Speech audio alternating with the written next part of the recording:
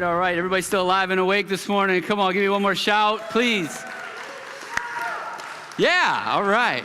You don't know how much I appreciate that. I really love it a lot. So, hey, before we get into the message, let me do one thing for you. A lot of you guys know that around our church, we have what we call our dream team. These are people who, we don't say volunteer around here. These are people who are helping make the dream happen of this church. And at the same time, we want to partner with them and help the dream that God's placed inside of them to come alive. And so we have an amazing group of dream teamers that are here every single week that set all the chairs up, set the tarps out, set the stage up, run the kids ministry. I mean, we could not do what we do without our amazing dream team. And by the way, we need more people on the team. Come on, somebody. Like, if you're sitting at home and thinking, what can I do to be a part of this thing? We'd love for you to take our growth track and be a part of our dream team and serve and be around here. And it's amazing that when you start to serve, the friendships you develop, that makes the big church seem a little bit more smaller. And at the same time, you get to do something that you're gifted in to help out around here. And it's a huge blessing. But I want to honor somebody today that is a part of our dream team. And normally we do this during our team time. We have a special team time service that happens right before our service.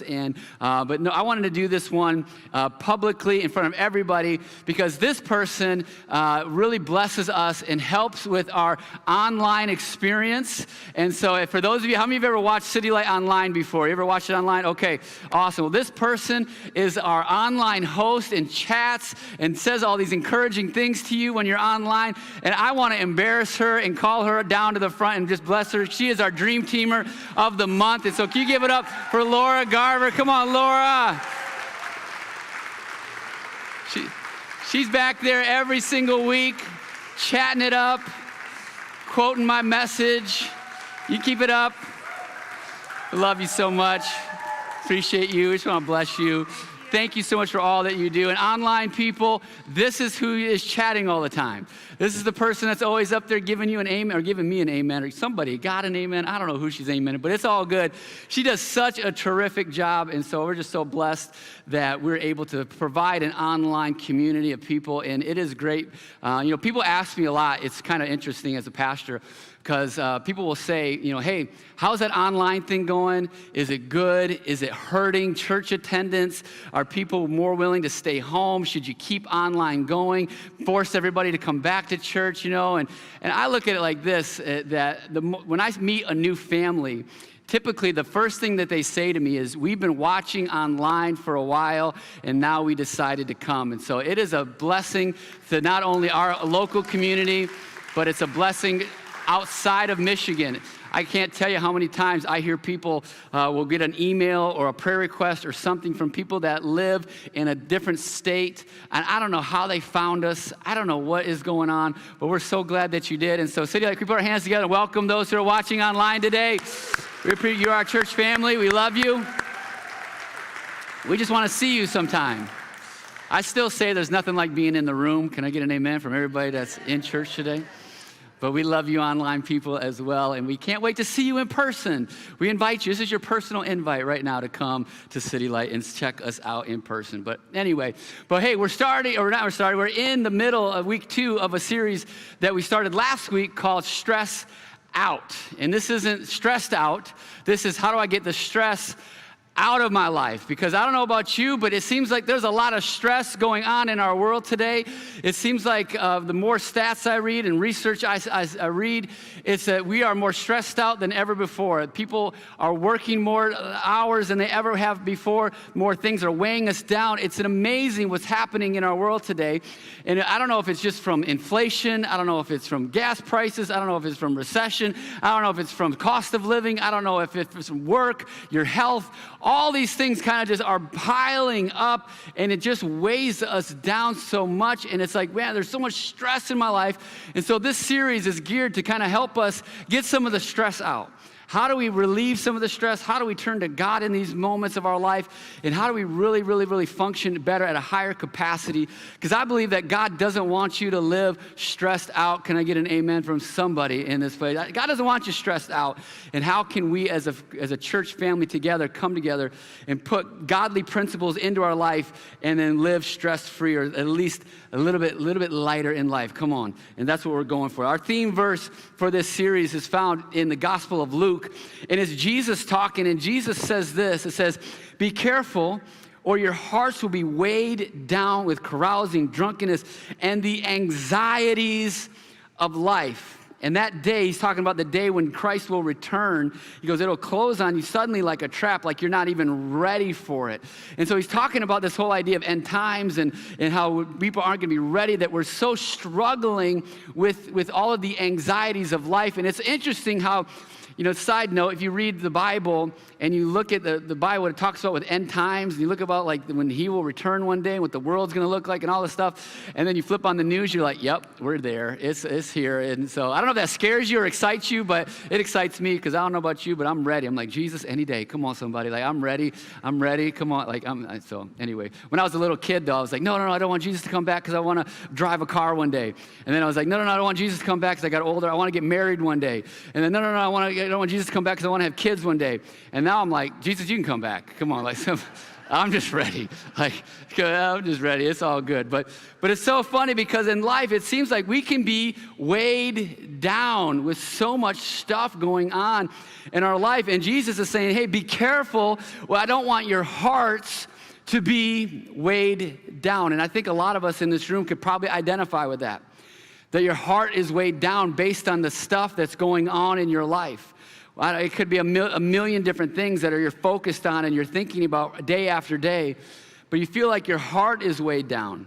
And it's interesting because I saw this quote from this great theologian named Mike Tyson, and he said this: "Everyone has a plan until they get punched in the mouth." Come on, that's a great quote.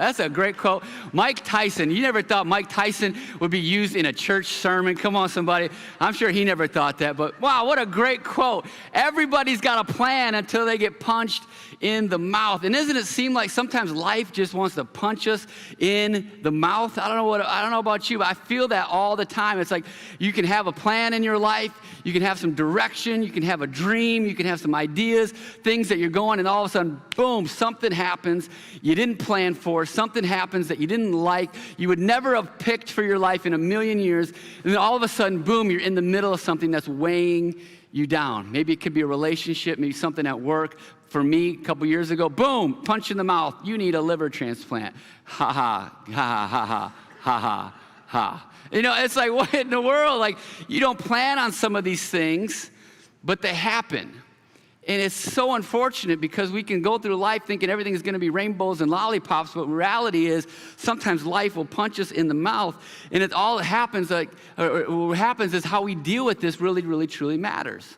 Now, before I get into like the weight of life and everything making us feel down today, because that's not ever my goal, we kind of always have to remember that there are some good things about life. There are some good things about the planet we live on, things that are going on. Like I got a couple pictures today I want to show you that just kind of help hopefully lift your spirits a little bit. Our first picture, I just said it, but our first picture is planet Earth. Come on, planet Earth. We live on planet Earth. It is still the best planet to live on. Come on, somebody. Like planet Earth is still number one. Mars may be coming in the future, I don't know, but planet Earth is still the best planet to live on. And because we're on planet Earth, we're surrounded by so much beauty. My next picture is a picture of a mountain. And how many of you are mountain people? You love the mountains. Like, you give me a mountain any day. Like, I love the mountains. A couple years ago, we were in Canada, and just seeing the different mountains and mountain ranges that were up there were just so beautiful. It just took my wife and I back, just seeing the beauty that God has created, that we can sit there and look at. Wow, there's some beautiful things on this earth for us to enjoy. The next picture, though, somebody, maybe you're not a mountain person, maybe you're a beach person. Come on, somebody. Whoa, looks like the beach people are beating out the mountain people today. Uh-oh. We're gonna settle this outside after service, but it's the beach is beautiful, right? Like if you ever go on a vacation and just sit by the beach and hear the ocean come up and hit against the shore. I mean, there's something about that restores your soul. And man, there's some beauty with our world that we live in. There's beautiful things going on in our life that we can't ever forget. There's good things going on all around us we just can't forget. Next picture, how about this one? Babies. I mean, come on, what's cuter about some babies? I know some of the men are thinking diapers right now, but no, don't think diapers. They're just beautiful, awesome babies. There's nothing like seeing a child like learn something for the first time and see that giggle and that laugh that they can have. And it's so beautiful, like just a baby, just the joy that you can be when you're around a baby when they're not crying or hungry or sleepy or tired. But the babies are great, but then maybe you're not a baby person. Maybe, how about this one? You're a puppy person. Like, oh my gosh. Puppies. It's like, oh my goodness, give me some puppies up in here. Like that's a beautiful thing, and it brings joy to you. Oh, puppies and the puppy breath. I don't know, I've never thought breath ever smelled good until you get a dog and a puppy breath, but then when they get older, it's not so good anymore. I don't know what happened to the puppy breath, but puppies are great as well. And so there's some great things, and it's fall right now. And so after, with fall, maybe this is a great time for you where everything is pumpkin spice everything. Like you are pumpkin spice latte, you are pumpkin spice air freshener, you are pumpkin spice underwear, like you got it all. Like you love pumpkin spice, like that is your jam. And now we're in the fall and everything is pumpkin spice. There's some good things. How many of y'all hate pumpkin spice? To be honest, you just can't stand it. Wow, a lot of you. Okay, I'm with you. My wife got some pumpkin spice coffee creamer the other day. I put it in my coffee. I'm like, what is this? Get it out of my face. This was horrible, nasty. I don't want this. This is ridiculous. Give it to me black. That's how I like it. And so anyway, but pumpkin spice, it's fall. And with fall, that means it's time for football. Come on, somebody. It's football time. And that means we got Michigan and Michigan State. How many Michigan State fans do we got in the house today? Okay. How many Michigan fans do we have in the house? Whoa. Wow. We're going to settle this outside too after service. Come on. Wow, I didn't know we had so many Michigan fans in the house. And so I won't tell you what I am, go blue, but anyway, don't leave the church now, okay? But man, Michigan State is fall. We have two great college teams going on.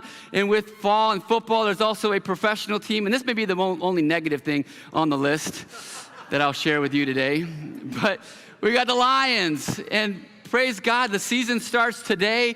There's a new hope for the Detroit Lions. And if we pray really hard, maybe God will do a miracle with the Detroit Lions.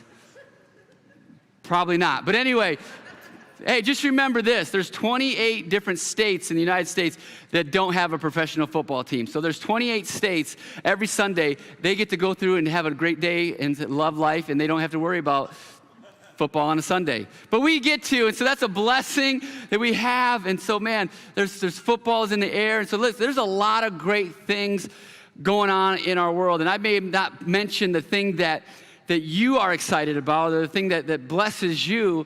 But we got to remember there are a lot of great things in our world and in our life. Things can weigh us down. There are things that punch us in the mouth all the time. That happens from time to time. There are things that weigh us down, but we got to remember there's some good things as well. There's some good things that we can grasp and hold on to in life. And when things are getting weighty, when things are getting hard, when we feel like we're overwhelmed, we have to remember that there's good things. But here's the deal. I never want you to fake it till you make it either. I don't want you to just kind of go through life and just fake the situation and put on a smile even though you're hurting inside. I never want you to do that, because I think it's important to be honest and say, hey, this is where I'm going. This is what's happening in my life today. And this is where I truly, truly feel. And the truth is, we can carry around this weight like the scripture talks about. We can carry it around in our life, and it can really burden us down. There's so many things that I could list off today, things that could burden us down. But it's so true that there's a million things up there. I wrote down a few things that maybe that you could identify with this morning. Maybe you're dealing with hurt. Maybe somebody's hurt you in your life, and maybe from your past or whatever, and you walk around with hurt in your life. Maybe you suffer from loss. Maybe you've lost a person. Maybe you've lost a relationship. Maybe you've lost a career, a dream, and you carry that weight around with you. Maybe when you were younger, maybe somebody abused you, and maybe it was physically or emotionally, but you carry that around with you as well. Maybe there's frustration at work, frustration in your marriage. There's frustration that you can carry around. There's trauma.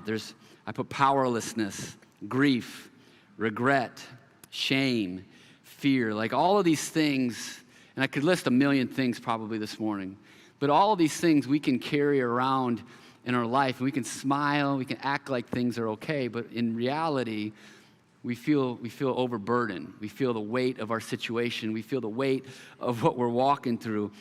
And I just believe with all my heart that God never intended us to carry around the weight that we do sometimes. Like there's so much weight that we can have in our life that we can carry around. But God never intended us to carry that around. He intended us to live lighter. He intended us to live completely different. Because if we're not careful, when we carry this weight, it'll take us down a pathway that we never intended to go down. So if you're taking notes today, I'm going to give you a few things today that you can write down. And if you're not taking notes today, you can take notes anyway. But let me give you a few ideas of some things that what happens when you start carrying around some weight. Number one is that we can become overburdened. We can become overburdened. And what happens is a lot of times we'll say, I got it. I can manage this. I can handle the situation. But what happens is over time, it begins to really, really weigh us down. I got a backpack and some books up here this morning as a little illustration. But I was that kid in middle school that when I got to middle school, it was the first time that I got to change classes and go to different classes. It wasn't one class the whole day. You get to change. Probably a lot of you did that as well. But it was the first time I got a locker, and so I loved it. Finally got a locker. But I was the kid who was nervous that I wouldn't have enough time in between classes to go to my locker and get my book for the next class. And so I just carried all of my textbooks in my bag at the same time. Anybody identify with me? Come on. Yeah, there's some people in there. Yeah, you have fear too in your life. Okay, cool, great. And so that was me. I was so fearful that I would miss the class. I'd be late. And so I would carry everything around with me. And so these books though today, I took them off our next step table, but they just represent the weight that we can carry around in our life. And this backpack just represents our capacity, who we are and what we can truly handle. And so maybe, like I said, for some of us, maybe there was something that happened early in your life. Maybe something happened when you were a child. Maybe your parents got divorced. Maybe somebody said something about you, spoke some negative things over your life. And you're older now, but you still carry it around. You still have it. You haven't truly let it go. Maybe there's something going on too, where like I said earlier, and I don't like to take it lightly, but maybe there was abuse in your life. Maybe there was somebody did something to you, maybe emotionally, maybe physically, maybe even spiritual abuse. And you haven't really talked about it, but you carry that around with you as well. Maybe there's some other things that were going on. Maybe there's some loss in your life. Maybe, like I said earlier, you've lost a person. Maybe somebody this last couple years, you've lost somebody, and it's been weighing on you. And at the same time, maybe you've lost a dream. Maybe you've lost a relationship. Maybe there's been something there, and you've been carrying that around with you as well. Maybe it's a bad financial decision that you made, and you're like, okay, here we go. And you're carrying that around. Maybe it's the weight of something at work, and you're just thinking, my goodness, could they pile more on me at work? Oh my goodness, like I'm carrying around all this stuff. I can't believe everything I have to carry. Or maybe it's the kids and maybe all the different people that count on you every single day of your life. And you're just like, oh my goodness, I'm carrying it around. And I have this weight. And I could have probably, again, put a million things in this bag today that could represent a weight that you're carrying around. But what happens is we do this with our life. All of the weight, all of the stuff that we shouldn't be carrying, we just live life carrying this around. And at first, we say, I got it. It's no big deal. I got this. It's not even heavy. I can carry this all day. But what happens is, over time, it starts to weigh on you. Over time, it starts to get heavy. Over time, all of a sudden, you're like, wow, Why do I feel this way? Why am I so easily angered? Why am I so tired? Why am I dealing with this? Why is this happening right now? Why am I stressed out? And it's because a lot of the things that we're carrying, when you're truly carrying the weight, you begin to get overburdened with things, and it weighs you down. But then what happens next is that when we're overburdened, what happens a lot of times when we're stressed out, overburdened, number 2 is we self-medicate. We start to easily self-medicate our situation in our life. What I mean by that is self-medication is kind of like this interesting thing. Instead of going to maybe a pastor, going to a doctor, maybe talking to somebody about your issues and things that you're walking through in life, we just try to solve the problems internally. We just kind of say, I can handle this on my own. I don't need to talk to nobody. It's embarrassing. It's ridiculous. I got it. It's not a big deal. And then we just kind of try to solve the problem on our own. And sometimes solving the problem can look like a lot of different ways. Self-medicating can look like a lot of stuff. It can look like vegging out. It can look like consuming a ton of television. Come on, Netflix. It's like we can binge stuff. We can go crazy with that. We can look at a ton of stuff like that and just kind of escape what we're thinking and the stress that we have. It can be through food. Come on, I love a good sandwich. Come on, somebody. I love eating food. It's easy to just binge out on food and just forget about my problems because this makes me feel good in the moment, and I like that. We can do that with food, and all of these things aren't bad. They're not necessarily a bad thing, but when we come to a place where we're depending on these things to get us through the day, then it can be a bad thing. It also can look like that alcoholic drink that you got to have before bedtime. I got to take the nerves off. I'm so stressed out. I just need a little bit. Or it can be even to the place where there's a pill that I can take that it helps calm me down, and it makes me feel better, and it feels good. And again, not that all these things are bad, but when we start to depend on these things to truly have peace in our life, that's when we're headed in a bad direction. That's when we're headed in something where we're self-medicating to the point where we're blind to the situation that's truly going on in our life. And then when we're self-medicating, the next thing, number 3, is that we attempt to normalize the situation. We just attempt to normalize the situation. We say, it's just this one time. It's not a big deal. It's okay. It's just once. It's just once. It's okay. I don't normally do this, but, just today I'm going to do this and whatever. And then eventually tomorrow it comes and goes, and we do the same thing over and over and over. And then we try to normalize the situation where we just say, you know what, it's normal for me to do this. Everybody does this. It's not a big deal. I can do this. It's okay. It helps me relieve my stress. And so I'm going to normalize something that's not normal. A few weeks ago, or actually a few months ago, I was dealing with some neck and back pain. And just kind of my neck got a crank in my neck. My lower back was killing me. I'm just like, what is going on? I just feel like something wasn't right. And just kind of not doing the best physically, just feeling it. And my wife's like, you should go see a chiropractor. And I'm like, you know what, honey? I've seen so many doctors in the last 2 years. That's the last thing I want to do right now is make an appointment and go and seeing a doctor and doing all this stuff. I don't want to take time out of my day to go do all this stuff. I'm just going to bear through it. It'll be all right. I'm okay. It's no big deal. And I just kind of would go through the situation and just kind of I'm normalizing the situation. I'm just kind of grinning through and bearing it. It's okay. I'm no big deal. And then it was so funny because I went to a golf outing a couple of months ago, and they actually had a chiropractor at the golf outing. It was hilarious. I'm like, are you serious right now? He was cracking people's back after the golf round. And I'm like, sign me up. I'm doing this. He's here. I'm here. It doesn't have to take time out of my day. Let's just see. I got this thing in my neck. I just want to go do this and see if it helps.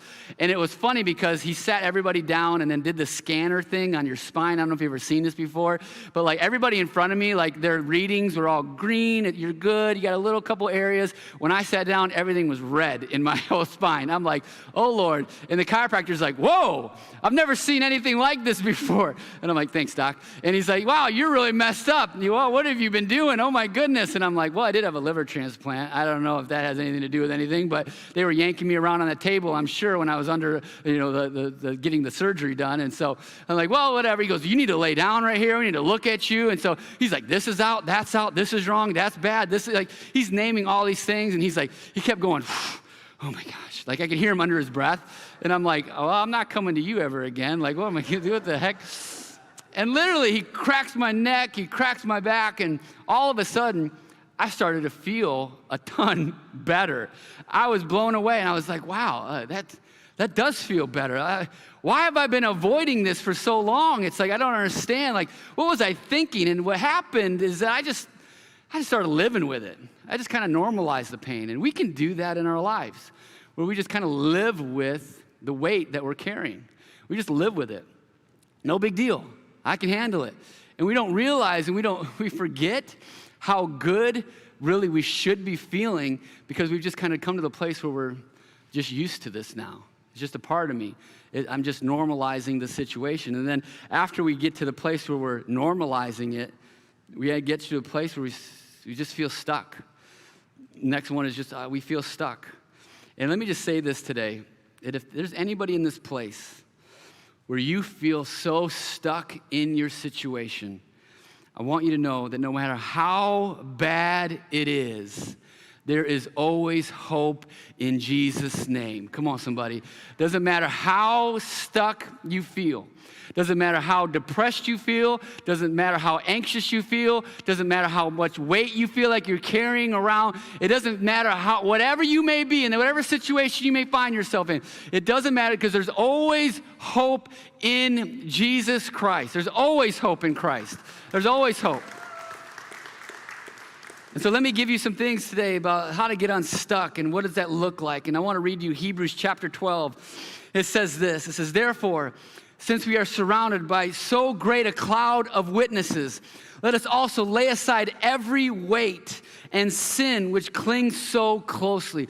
I've read that verse a million times in my life. And I always would read that, and I would focus just on the sin part.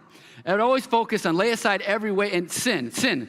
And sin can cause weight, but I used to always just focus on sin. Like, I got to get rid of the sin, got to get it. But I realized as I'm reading this verse over and over again, I'm like, wow, every weight and sin. There's two parts to this issue. Yes, we got to lay away the sin in our lives that can so easily trip us up and mess us up. And like I said, sin can cause weight, sin can cause burdens, sin can do all of that stuff. But sometimes there's just weight of life that we're carrying that we gotta lay down. We gotta set it aside. We gotta give it to God and let Him do what only He can do. It's interesting too, because that word weight in that verse can also be translated as burden, that we gotta lay down that burden. And it says this, it says, and let us run with endurance the race that is set before us, looking to Jesus, the founder and perfecter of our faith, looking to Jesus. No matter how stuck you feel, when you look to Jesus, there's always hope in your situation. Back when I was in college, my freshman year in college, I went to a college called North Central University in Minneapolis, Minnesota, about 12 hours from here. And my freshman year in college, I remember it was Christmas break, and so I was coming home for Christmas break, and literally it's I-94 the entire way. Minneapolis, Detroit, I-94 goes the entire way. And so I would just get on that expressway and just go. And back then it was just by myself. I got my clothes, bring my laundry home and all that fun stuff. Just on my way home for Christmas, and it was just me, and I'm going down I-94, and I'll never forget, as I crossed over the Michigan-Indiana kind of border there, it started to snow a little bit. This was December, and so it started to snow. And I remember saying, wow, this isn't good. I got a long way to go. I don't want to drive through the snow. And I was driving my 1997 Sonoma pickup truck. And come on, this little pickup truck I had. And I was just like, I'm just doing this and making it happen. It had four-wheel drive, but I was in two-wheel drive at the time. And I'm just like, we're making it. It's okay. Things seem to be all right. I'm just going to stay in two-wheel. And as I got a little bit further down the road, I noticed that there were some cars going off into the ditch. And I'm like, uh-oh, I better put it in four-wheel drive. And I kid you not, as soon as I thought that I should put my truck in four-wheel drive, all of a sudden my truck started to spin and started doing like a helicopter down I-94. And I'm like, oh my goodness, like what's happening? I'm like freaking out. And all of a sudden, I think by the grace of God, my truck just shot across the highway and into the side of the road. road into a ditch and boom, hit a snowbank. And I was completely fine. I was completely good. I'm kind of, after I hit, maybe I got whiplash. Maybe that's what the chiropractor was seeing. But anyway, but I was like, I got to look, everything's okay. I'm all right. I got out of my truck to kind of assess the damages. My truck was fine. I was just stuck in a snowbank. And so I started digging out my truck as best I could, started to get the snow away from the tires and the tailpipe, doing everything I could, got back in my truck, popped it in four-wheel drive, and I'm like, all right, I got this. And started to get out to put the gas, and my wheels just spun. There was like no way, no how this truck was moving. I started to put it in forward, put it in reverse, try to rock it a little bit. I think I got myself even more stuck by doing that. And I'm thinking to myself, what in the world am I gonna do? Now listen, this was back in like 1999. And I didn't have a cell phone back then. I know it's like today it's different, but I didn't have a cell phone back then. I had no way of communicating to anybody. I'm in the middle of nowhere on I-94. It's dark now. I couldn't see anything. It's like, oh my goodness, how am I going to get out of this thing? There's traffic still coming by down the road, and I'm flashing my lights at people like, call the police, help me, do something, I'm like thinking to myself, how am I going to get out of this situation? I'm completely stuck. I can't get out of this. God help me. And I kid you not, I was there for about 30 minutes, and all of a sudden, a tow truck driver just came driving up to me, and he's like, hey, you stuck? Need some help? And I'm like, yeah, I am stuck. I need help right real bad. Help me.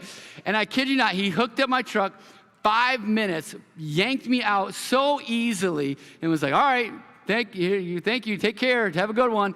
And like what I was trying to do, which seemed like impossible for me to do on my own, took this guy about 5 minutes to pull me out and get me back on the right road. Man, that is the gospel of Jesus Christ. That is the gospel of Jesus. Let me tell you, we can get stuck in our lives. Sometimes it's because of what other people have done to us. Sometimes it's what we've done to ourselves. We can get stuck. We can try to fix our lives on our own. And it seems like when we do that, we just get more stuck sometimes. And it's just frustrating. And it's like I'm carrying around this weight. I'm overburdened. I feel stuck in life. What do I do? But listen, what it seems impossible for us to do on our own takes God just a second to do with his great power and joy in his life that he can do. Like, it's amazing what God can do in your life when you begin to look to him and say, God, I need you to take this burden from me. I need you to take this situation from me. God, I'm stuck in my life and I need your help. Like that is the gospel of Jesus Christ. And so it doesn't matter how stuck you may feel. It doesn't matter what may seem impossible in your situation. With God, all things are possible in Jesus' name. Come on, somebody. Like that's good preaching. I don't know. That's just me. So what do we do when we get stuck? What do we do when you get stuck? Let me give you a few things this morning, if you're taking notes, that you can write down that I believe will help us get unstuck from the situation we may feel in. Number one, if you're taking notes, that I believe it's okay not to be okay. Okay, I think that's the number one thing, the first thing we have to do. Believe it's okay not to be okay. So it's not okay what maybe happened to you, but it's okay not to be okay. I think that's a huge thing we have to come to realize, that I've come to a place in my life where I'm not where I need to be. I'm not in the situation I need to be. And it's okay to say, okay, I need help. I'm not where I want to be. I love what 2 Corinthians says. It says this. It says, each time, this is Apostle Paul talking, each time he said, my grace is all you need. My power works best in weakness. So now I am glad to boast about my weaknesses so that the power of Christ can work through me. I love the Apostle Paul. He's saying, listen, my best day is when I admit that I am weak and I need the strength of God to get me through this. He's saying, listen, God can work great things in my life when I realize that I'm not where I want to be and I'm weak in the situation and I'm stuck. Like this is the greatest place to be, because when you admit to yourself and you admit that, hey, this is where I'm at, God can begin to do a work. Like, God works best in our weaknesses. It's not in your strength. It's not when you have it all put together. It's when you're saying, God, I'm broken. I'm down. I'm carrying this burden. I feel weighted down. God, help me. It's like in those moments, God says, yes, you're in the perfect situation now. Let my power be used in your life, because at your weakest moment is when I can do some great things, and people can see that it's not about you. It's not about your strength. It's not about what you can accomplish, but what I can accomplish in your life. And Paul's saying, listen, this is a great place to be. And so it's okay to come to a place where you admit and you get honest with yourself and you say, hey, I'm not okay right now. I'm not where I want to be. I'm carrying some things around and I need help with the situation. But then number 2 is to get completely honest. Get completely honest. First, we need to realize it's okay not to be okay. But then it's important to get to the place where we are honest with ourselves. Like I said just a second ago, where we say, hey, I'm stressed out. I'm carrying this weight around. I feel overburdened. I feel like I'm really struggling in this situation. It's important to be honest with yourself, but then at the same time, it's important to get honest with God. It's important to be honest with yourself. It's important to get honest with God and say, God, here's where I'm at. Here's the situation I find myself in. Here's my struggle. I love what David said in Psalms. He said this, search me, O God, and know my heart. Test me and know my anxious thoughts.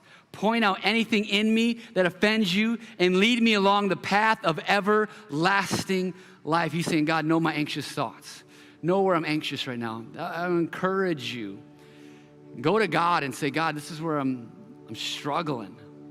God, I feel stuck in this situation. God, I'm carrying around this weight and I feel it and I don't like it, God, and it's overburdened, and I need your help today. Get honest with yourself, get honest with God, and then I believe it's so important to get honest with other people as well. Get completely honest. I had lunch with a mentor just the other day, and we were sitting down having lunch, and we're catching up, and he's just like, hey, tell me about your life. What's going on in your life? How are you doing? All the medical stuff you went through, how are you doing? And I could have done what we all do. I could have said, I'm fine, good. It was hard, but good now. It's great. It's doing wonderful. And I just said, you know what? I'm going to be completely honest with this guy. And I said, you know what? The last 2 years have been the hardest 2 years of my life. I said, you know what? It's been struggle, the transplant, being in the hospital afterwards, all the stuff that I had to go through. Like, it was hard. It weighed on my family, weighed on my marriage. Excuse me. It weighed on my kids, weighed on everything. And it's hard. The last few months have been great, praise God, and I feel like I'm getting back to normal in a lot of ways. But I'm like, the last couple years have been hard. And just being able to be open and be honest and tell him exactly where I was at, it gave me so much life. It gave me so much life just to kind of like let it all out. And there's some people in your life that you need to let it all out to. There's some people that you need to surround yourself with and say, hey, this is what I'm going through. I got to be honest with you about this. This is where I'm at. This is what I'm struggling. I just believe that there's some people in this room today, you got to get honest, completely honest with others. Maybe that means you got to get completely honest with a spouse. You got to say, hey, this is where I'm feeling. This is what I'm struggling with. This is what I'm carrying around right now. This is what I'm going through. Maybe you got to get honest to the point where you talk to me, your pastor, about some things that you're walking through, or another pastor on staff here, or you got to talk to a friend or somebody in your life that you trust, that you can say, hey, this is what I'm going through right now. Would you just keep me up in prayer? Keep me lifted up in prayer, because I'm struggling with this right now in my life. It's important to not only be honest with yourself and God, but be honest with others as well. It's so important to do that. And that's why our small groups are so important here at our church, our city groups. We believe in the so much fun to get around and you get in a group of people. Maybe you're studying something about the Bible. Maybe you're doing something fun like a golf group, or maybe you're doing something, like an outreach group. There's so many different groups that we're going to be offering here. In just a few weeks, our city groups will be open up so you can see all the groups that we're having this semester. But here's the deal, those groups can give you so much life when you get completely honest with people and share with people where you're at. Now, it's not going to happen on the first meeting that you go to. It's not going to be in the first meeting where you say, hey, here's all my deep, dark secrets. Hello, everyone. Like, it's not going to be like that. But over time, you begin to build relationships with these people. And then there'll be a moment in your life where you say, hey, would you pray for me? My family's going through this. Hey, would you pray for me? I'm going through something at work. Hey, would you pray for me? This relationship that I have right now is just struggling. Would you pray for me? And all of a sudden, a group of people that maybe you start to get to know, but you didn't know before, can be some of the greatest assets in your life when they're surrounding you, praying with you, standing with you, believing God with you. And all of a sudden you realize, man, I'm so glad I'm not doing this on my own anymore, but I've got people in my life. Listen, some of your best friends are in a small group. You just haven't met them yet. And I want to encourage you, be a part of a small group and meet some people, because it is a blessing when you do that, because you can be completely honest with each other, and God can work mightily in that. Galatians 6:2 says this, carry each other's burdens, and in this way you will fulfill the law of Christ. I love that. But number 3, how do you get unstuck? And this is something that I've learned recently, and it's been so important in my life, and hopefully it'll be important in yours as well. But number 3 is place dependency on God. You know, for this whole series, I've been studying about stress and learning and growing and trying to figure everything out. But what I really see time and time again is that stress comes from self-dependency.